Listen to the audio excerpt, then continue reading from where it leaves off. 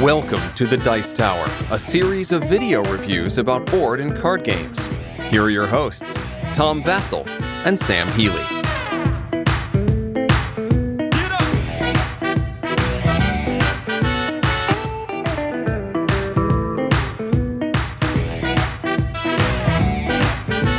Hey folks, I'm Tom Vasel. And I am Sam Healey. And here we have probably the biggest surprise of the year for me.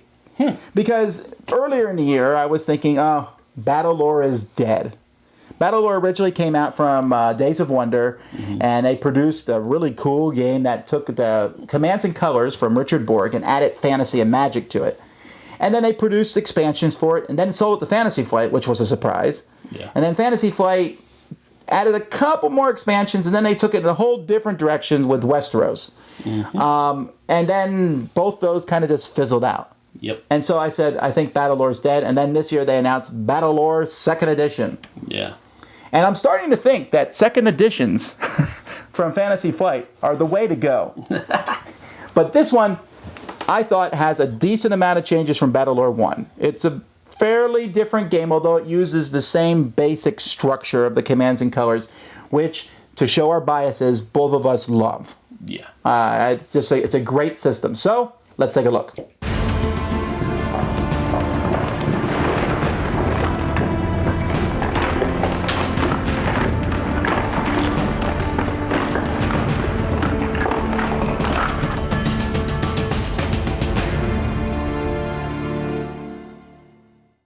Here's the boring-looking battlefield, but that's before the enemies come onto it. We have two factions in this game, lots of plastic miniatures. We have the Uthlik, or some chaos, evil bad guys, and then we have the good guys, the Dathan guys. All right, these are all miniatures that are mostly together. There's a few that need to be put together. For example, there are some golems who, for example, let's see if I can find a golem here. Here we go. And this guy simply needs to have his head put in. And got it? You're good. And so that's how you would assemble them. So each person is going to pick their army and take the forces for their army. But then you're going to pick a scenario. Now, a scenario in this game is done differently than others. Each side has 7 scenario cards. And you're going to shuffle these, and you're going to draw 3 of these scenario cards. And you're going to pick one. So let's say I pick the Barrow Mounds of the Gatesmen. And my opponent picks, let's see, what did he pick over here? He picked the Cursed Glade.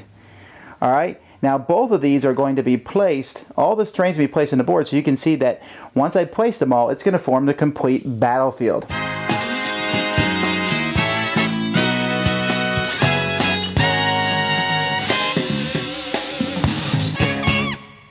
Now that it's set up, you can see kind of these two cards come together to set up the terrain for the thing. Each of these gives a special thing. For example, the good guys, each rune golem unit that occupies a hill hex and did not move can do a ranged attack. So you can throw with your golems, and you get a victory point if a friendly rune golem occupies a hill hex on your half of the game board. So you get points for having the rune golems on the hills. Of course, you notice the hills are fairly close to your opponent's side. On the Cursed Glade, you aren't limited by forest. Normally forest will limit the number of dice. And by the way, the terrain changes things a little bit. You can't enter into the stream, although when the stream's put, players are allowed to place, each player is allowed to place a fort on the stream, so that's a place you can cross the stream. Trees limit the number of dice that you can use. Hills block line of sight. It's pretty basic stuff. And then the bad guys will get a victory point for each 3 forest hexes that are occupied by friendly units. So for them, they want to occupy forest units. Also, you'll notice that there's some victory point spots placed on the board. If you control that spot at the end of each turn, you will get a victory point. Now, players are now going to build armies. You have 50 points to building an army, and the game comes with some cards in case you can't count to 50 or you don't feel like figuring it out yourself.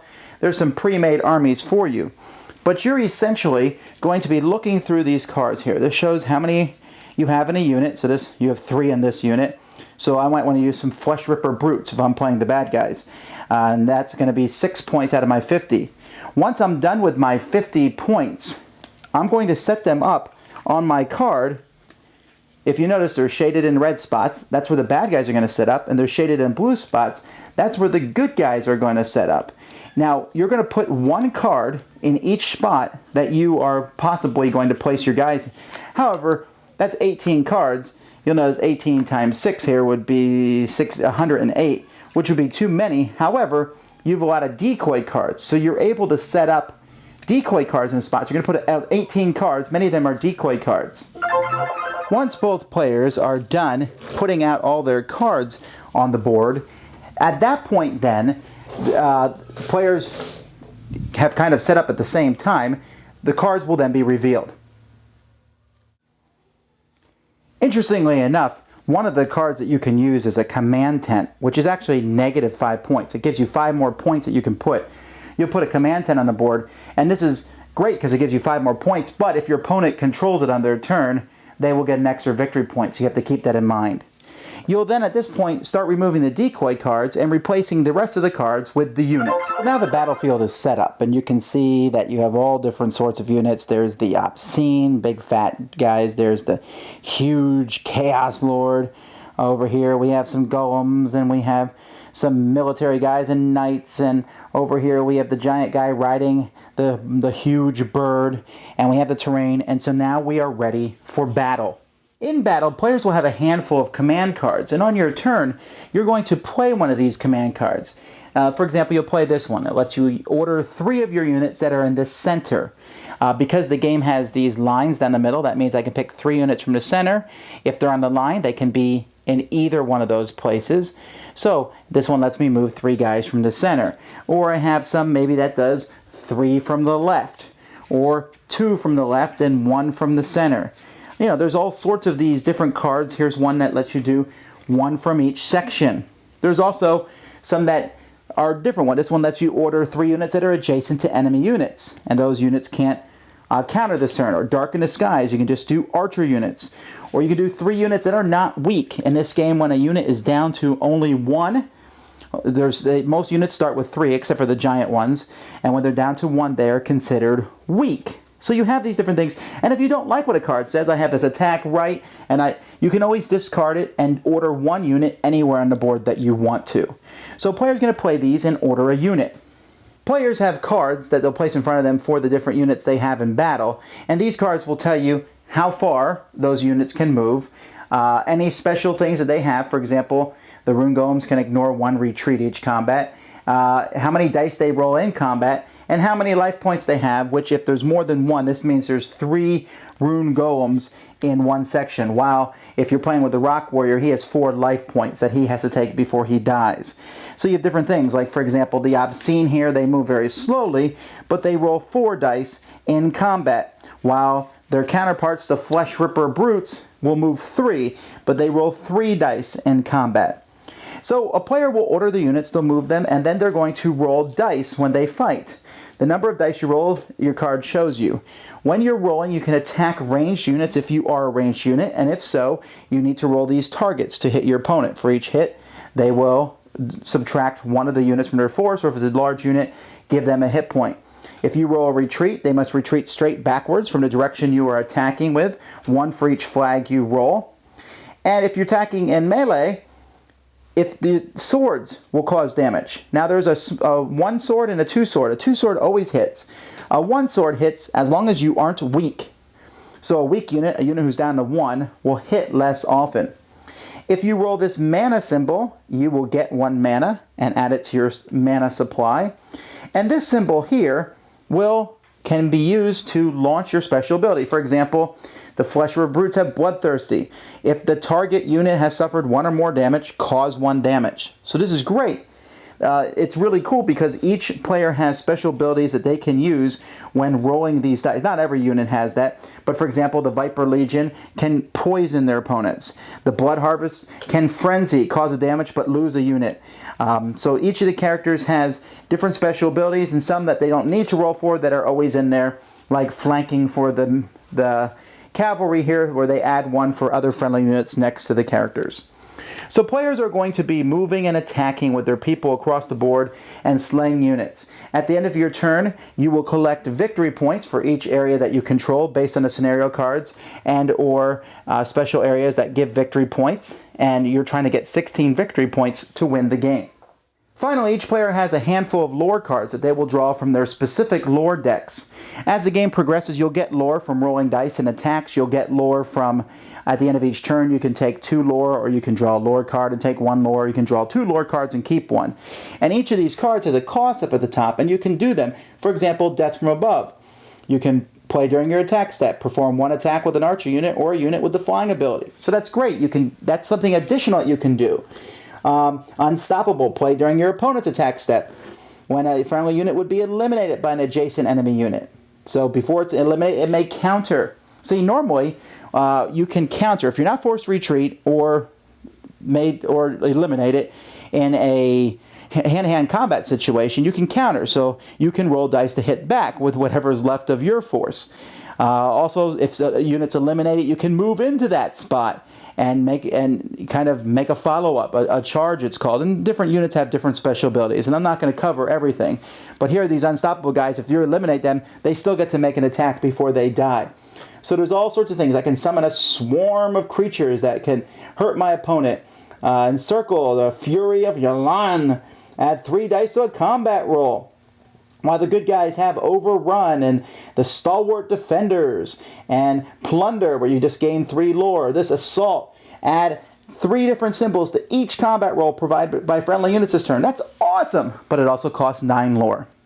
So anyway, that's how the game goes. First person to 16 points is the winner of the game. All right, first, there's a lot of differences from the first Battlelore, but perhaps you haven't seen that one, so we'll talk about it without really doing the comparisons.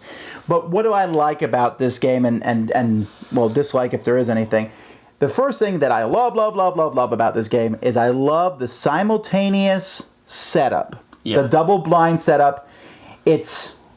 I keep trying to think if any light war game or even miniatures game does this without you putting a big piece of thing on the board. Well, that's what I was thinking about. There were games where you had to actually put up a divider as you set up your pieces, and then after you were done, or after both of you were done, you took those dividers down. And I think this does the same thing without having to have that little cheesy divider thing in front of you. Yeah, and it works really well. Yeah, with the and it's fun to build your armies. Right. It almost feels, I shouldn't say it almost, it is. It's like the lightest miniatures game that there is, in a sense, because you're building armies with points, and each army has special abilities. Now, you're locked on a grid, and miniature gamers would be like, whoa, this is different. But I mean, if you were trying to get someone to play a miniatures game and they had never played one, this might be a decent introduction how it works a little. Right. Yeah, it's elementary level, very elementary level miniatures game. Definitely, I can go with that. Now, this box comes with 2 different factions, and the factions are fairly different. I really felt like the different units had a very different feel to them. Yes. The knights have flanking, and the dogs can run up there fast and then keep going, and the eagle's a pain in the butt. And that's his new name, Eagle Pain in the Butt. Yep. And I just thought it was cool. I loved how they all had different special abilities. Yes. And using them, and it's also fun to walk giant monsters and golems and things around the board. That's something I've always wanted to do. Yeah. I don't mind the sweeping groups of soldiers, but I wouldn't. It's mythological creatures. That's fun. Yeah. Yeah. Archers felt like archers. Footmen felt like footmen. The eagle was able to do things. I mean, even pick up a unit and throw it across the board. That was just a really cool. I never got to do it, but it was a really cool idea. And so there's a lot of different things that you can do with this, and they've really taken a very simple system and made it incredibly enjoyable. Not that it wasn't enjoyable before, but now it has that. They're not messing around with history, and coming from me, that might seem kind of strange because I enjoy the historical aspect of a lot of the games that I play. But they didn't fool around with history here. They just went pure fantasy, and I think that's a better avenue to go down with Battlelore. Another thing I really liked about the game was the scenarios. Putting 2 scenario cards together and the victory points not being where you kill units. Every time I've told people that, they're like, oh, well, doesn't that encourage turtling and you just sit on your things? Well, I guess you could, but then you'd both be getting the same number of points. You got to go after your opponent. Stalemate. And there's no real benefits to sitting around defensively. Get out there and attack and kill stuff. Right. And you can wipe out the opponent's army, which I think is feasible. I think it's feasible. And so I really like how you put those together. There's 49 scenarios, and as we always say with Fantasy Flight, there's going to be expansions, so there's probably going to be many, many more scenarios, and I think that's cool how you know how half the battle is going to be. All right, so let's take a look at lore now. The original game, lore had different decks, fire and water and all that. This one, you have a deck that matches your army. Right. Which is very different, and I thought very fun. Yeah, it made for 2 different armies. It widened the gap between the 2 armies, made them much more different, because instead of both of you drawing from the same lore decks, and then basically the effects of those cards being the same, now you have your own deck, and your own deck has its own effects and its own kind of abilities, and I think that's really cool, because if they come out with more kinds of armies and all that kind of stuff, that means you're going to have a lot of different opportunities, a lot of different variations that you can play on the field. So that's a really cool thing for me. Now I'm going to go out on a limb here, and I'm going to say that of the Commands and Colors games, this is the best done one. Now I'm very cautious not to say it's the best yet, but I think in regards to the card system, many people have a problem with Commands and Colors. I don't care. But people are like, oh, you don't have any cards for your left flank and you really want to move units there. People complain about that. I never found that to be a big deal, but I think this game is great because most of the cards let you move 1 on the side and 2 in the middle. Or there's lots of cards that let you move 4 of one type. But you can also throw a card away and move 1 of any type. So if you really want to move your eagle, you can. Yeah. And the way the dice works, the fact that whatever you roll, it's probably useful. That the 1 die activates your special abilities. The other one gives you lore.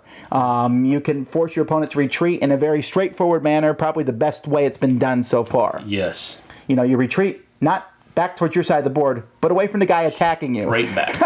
Which makes sense. Yep. And all this works together to such an easy game. To me, this demolishes the original Battlelore. I really think it does. I like the original Battlelore, but there was some problems where everyone was the same color. Right. Which was hard to differentiate, and you had to figure out, okay, these guys, I'm rolling different dice. Here you're looking for different symbols. Here you roll the same dice for everybody. They all hit in the same type of thing, basically. Yeah, pretty much. And it's just their special abilities, which is cool. So I love this, and I'm going to keep this, but I really hope, and I'm pretty much guaranteed because it's Fantasy Flight, but I really hope there's expansions because I love to put more units in my army. I love to see 2 more factions. Right. I'm almost tempted to buy another one of these so that you can field even more varied types of armies. Although I think there's enough in this box. You're not getting gypped at all. Even though I think there should be expansions, I'm not saying, oh, this is an incomplete game. It's very complete. Yeah, it is. Very, very well done. I just recently got rid of my original Battlelore set, and it was a almost tearful event because I really, really enjoyed Battlelore. I was very heartbroken when Fantasy Flight took it over and then did that whole Battle of Westeros thing. I was not happy with that at all. They're back in my good graces now as far as Battlelore is concerned because they have taken the game and they have seriously improved it, and they've done very well at so. So if you liked the original Battlelore game, I think you will very much enjoy this version of Battlelore. So much so that you might just be willing to say goodbye to them. Oh, I think that definitely. Now, let me ask you this. We did our top 10 list earlier of the year. Would this have made your top 10? Without a doubt. This probably would have broken into my top 5. Probably even top 3. Wow. Now, for me, this actually would have made number 10 on my list. Would have broken in the top 10 list. And I mean, I think it's a great game. I really look forward to future expansions. One last thing before we shut this down. What is your opinion, because you're more critical on this than I am, of the model quality? Model quality between this and old Battlelore, complete different universe. These guys are much, much, much, much better. Now, they come to where you have to put them together. For me, that's not a big deal because I enjoy putting them together. But no, that is a big deal for me. But this one was really easy. Okay. Except for the eagle was a little bit pain in the neck, but the rest of them, I just snapped heads in. It was really simple. Okay. It's a simple put together, but there is some assembly required to provide that caveat. But the model, the kind of plastic that they used, it's a very sturdy, very not coarse. Don't think Twilight Imperium 3 plastic to where if you pick it up the wrong way, it cuts you. I'll cut you, man. But it's a little bit softer than that, but it's much more harder than the original Battlelore, where it was that real soft plastic stuff that you had to warm up and with warm water and all that.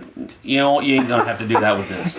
So I'm giving this one buckets load of dice up. I really enjoy it. Buckets load of dice up. Well, I'm going to give it 2 eagle's wings up, soaring high above the original Battlelore and all the other games that bow in its presence. I hate that eagle.